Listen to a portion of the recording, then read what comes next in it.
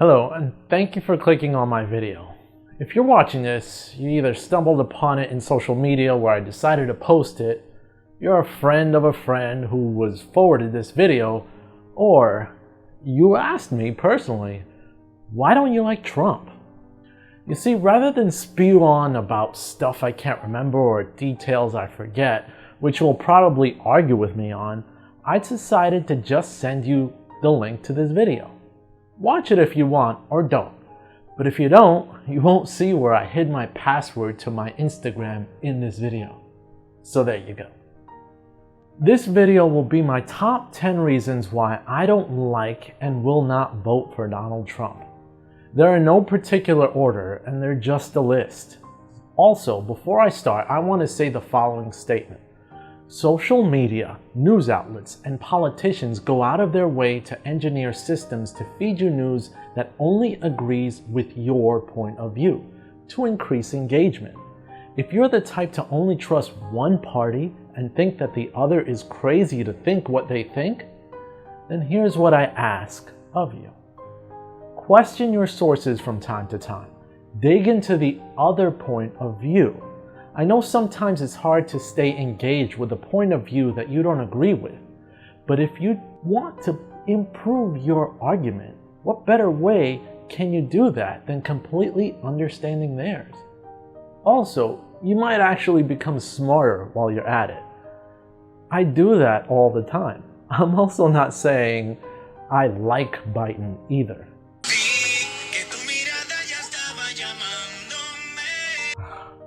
But my proven disdain for Donald and how he carries himself is why I really don't like him, and the point of this video. And one more last thing before I begin. Whether you're Democrat, Republican, Independent, whatever, it's okay by me. I don't judge my friends on political parties because we all want generally one thing, to be good, moral Americans and to treat each other with dignity and respect. If you don't want that, then I'm not your friend anyway. So let's get started. Number 10, Trump's troubles with the truth. Yeah, he lies. All politicians lie, but here's a few examples. Listen to these false statements he's made on a few things. It was almost raining. The rain should have scared him away, but God looked down and he said, we're not going to let it rain on your speech. When you hear 4.9 and 5% unemployment, the number's probably 28, 29, as high as 35. In fact, I even heard recently 42%. Tonight, I am also calling on this Congress to repeal and replace Obamacare.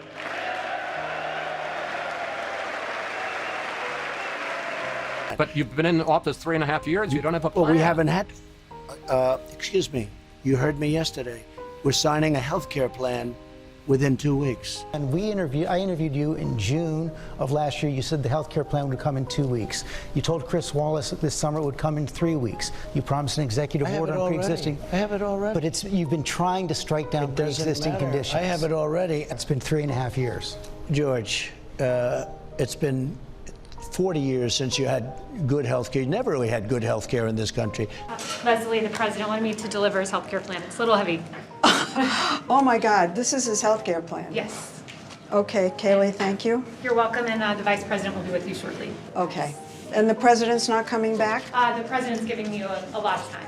It was heavy, filled with executive orders, congressional initiatives, but no comprehensive health plan.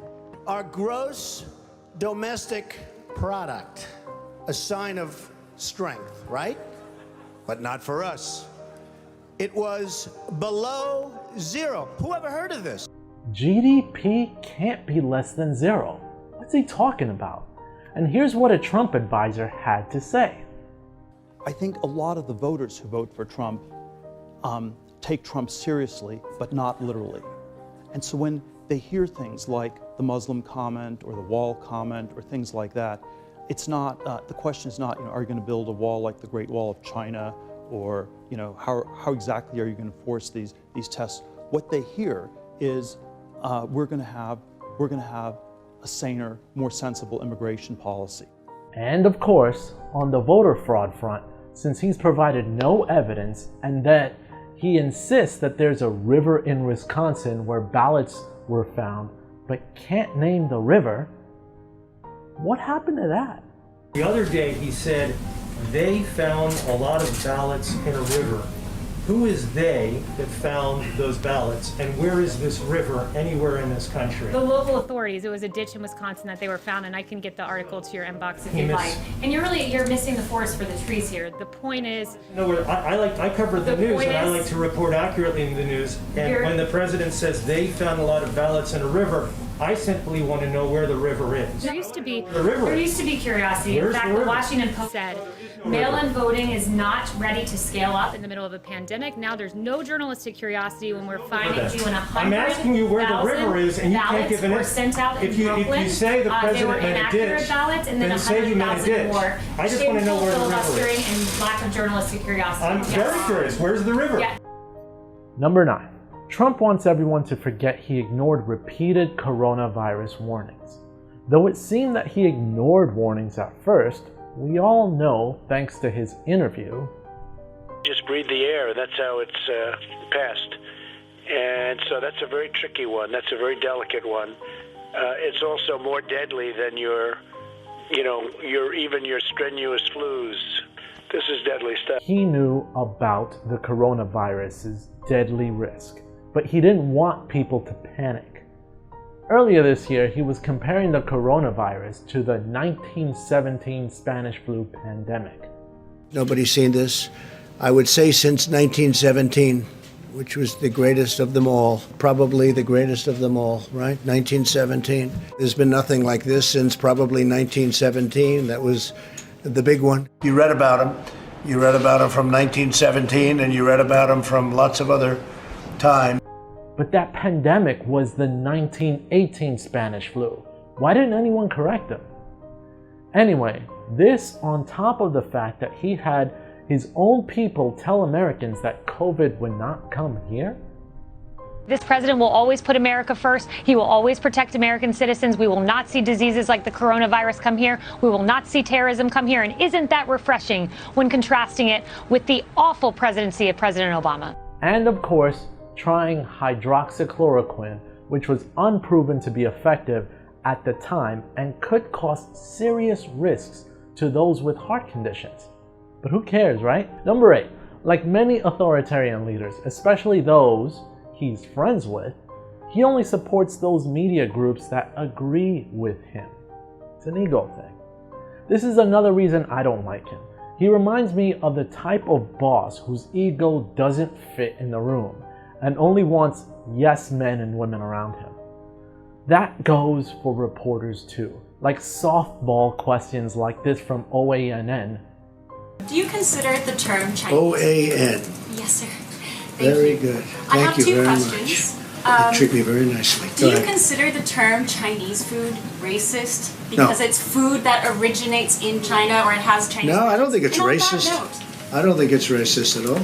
On that note, major left-wing news media, even in this room, have teamed up with Chinese Communist Party narratives, and they are claiming you are racist for making these claims about Chinese virus. Is it alarming that major media players just to oppose you are consistently siding with foreign state propaganda, Islamic radicals, and Latin gangs and cartels, and they work right here at the White House with direct access to you and your team? Or like these favorable perspectives downplaying the coronavirus from Fox. To date, thankfully, 0 people in the United States of America have died from the coronavirus. 0. We have 6 deaths from the coronavirus, 18,000 deaths from the flu. 9 people have died. That's tragic, but it's teeny. 22 people have been killed. Those numbers pale in comparison to the number of flu cases over this flu season. An estimated 60,000 Americans will die from the coronavirus. According to the CDC, in 2018, 61,000 Americans died of the annual flu. The fact of the matter is, we have people dying. 45,000 people a year die from automobile accidents, 480,000 from cigarettes, 360,000 a year from swimming pools, but we don't shut the country down for that. Oh, and no. CDC reported annual deaths from swimming pools is about 4,000 a year. That's fake news to me, but of course, Trump will wait until they turn against him before he insults them. just like he tends to do with everyone who calls him out. Number 7. Trump is contributing to conspiracy of voter fraud to fuel voter suppression. Yes, that's my opinion, but it's in the following basis. 1. This year is an unusual year thanks to the pandemic. 2. People in urban areas are more likely to get large outbreaks of coronavirus thanks to so many people living so close to each other. Number 3. Polling stations are concerned about outbreaks, so there are issues there won't be enough polling stations in urban areas to count everyone's vote. And there is where Trump may potentially see an opportunity.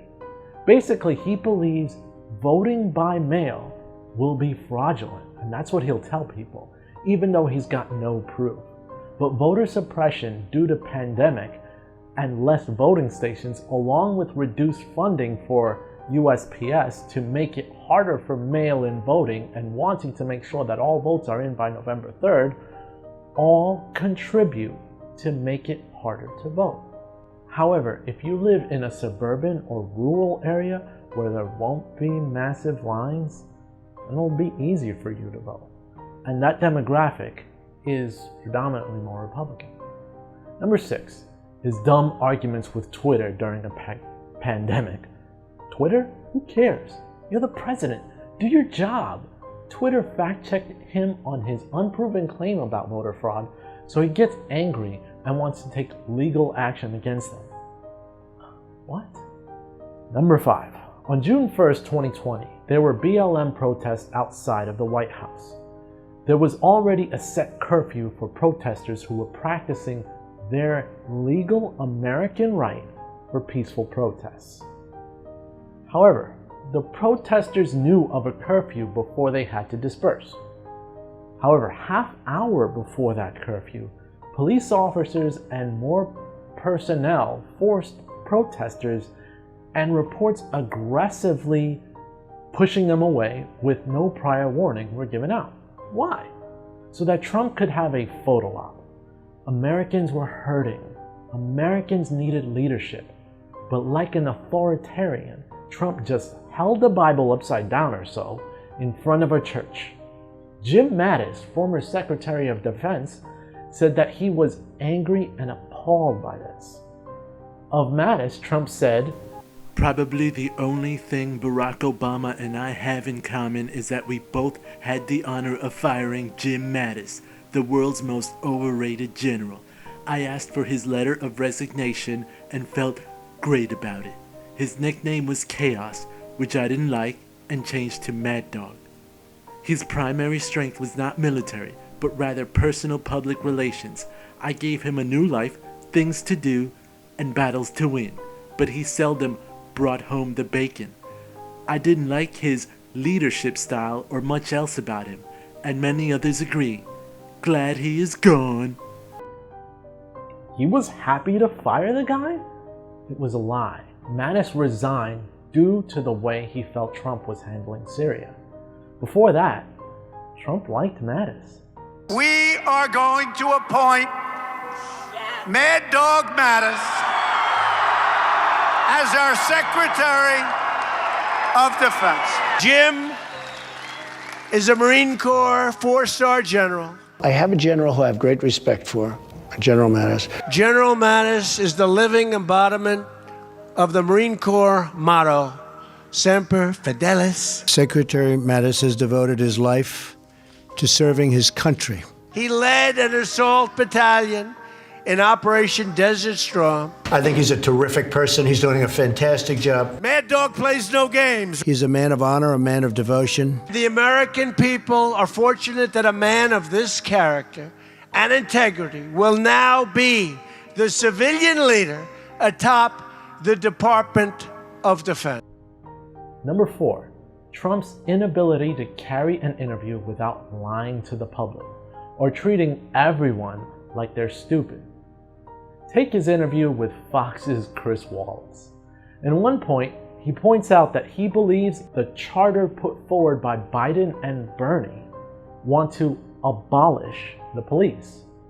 Biden wants to defund the police. Sir, he does not. Look, he signed a charter with Bernie Sanders. I will get that one, just like I was right on the mortality rate. Did you read the charter that he agreed to? It says nothing about defunding the police. police. Really? It says abolish, it says defund. Let's go. All right, Get me the charter, please. As you saw, Chris Waller had pointed out that it does not say abolish the police. Trump said it does and was confident about it. Well, I looked up the charter myself because I really wanted to know. The charter does say abolish 4 times, but it had to do with abolishing the death penalty, forced labor in prison, and life without parole for juveniles. Then Trump brags about the cognitive test that he took, which makes him smart. Took the test too when I heard that you passed it. Yeah, how did it's you not do the it? Well, it's not the hardest test. No, but there's a picture and it says, what's that? And it's an elephant. No. You see, that's all misrepresentation. Well, that's what it was on the web. It's all misrepresentation. Because, yes, the first few questions are easy, but I'll bet you couldn't even answer the last 5 questions. I pulled up the test and went over the last 5 questions, which are, repeat, I only know that John is the one to help today. Then repeat, the cat always hid under the couch when dogs were in the room. And fluency. Name maximum number of words in 1 minute that begin with the letter F. Greater than or equal to 11 words gets full credit. Then, the similarity between train and bicycle, watch and ruler. Recall words, person, woman, man, camera, and TV. And then of course, orientation. Today's date, month, year, day, place, and city. Absolutely ridiculous. Number 3, his denial of science. We're not going to succeed together protecting Californians. Okay, it'll start getting cooler. You just watch. I wish science agreed with you. Hey, well, I don't think science knows, actually. Tom, please. Science is not political. Science is provable, measurable, and always developing.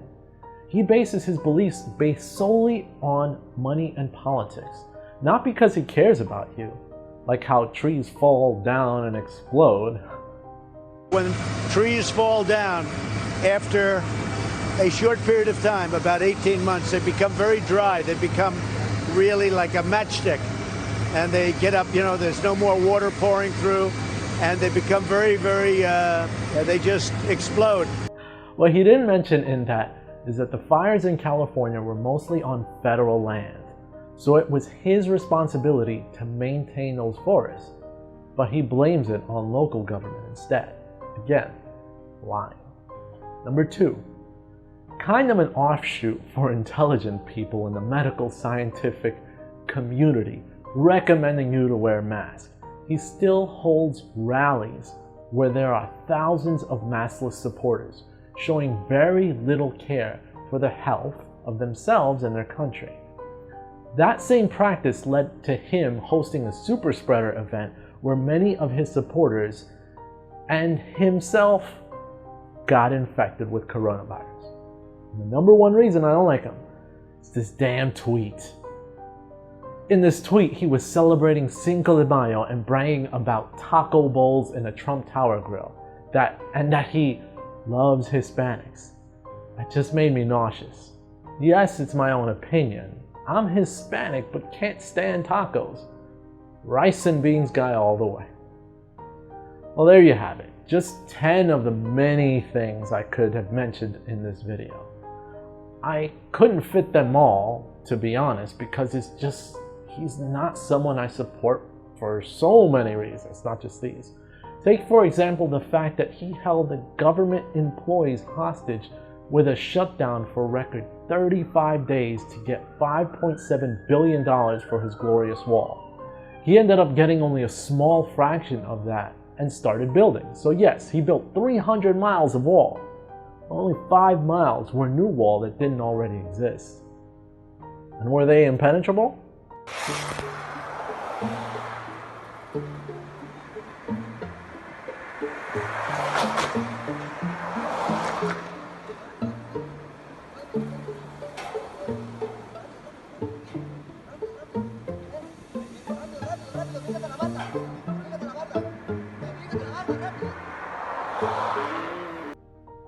There you go. Thanks for hanging on to the end. If you made it, there's your answer on why I don't like him. Hope we're still friends. See you later.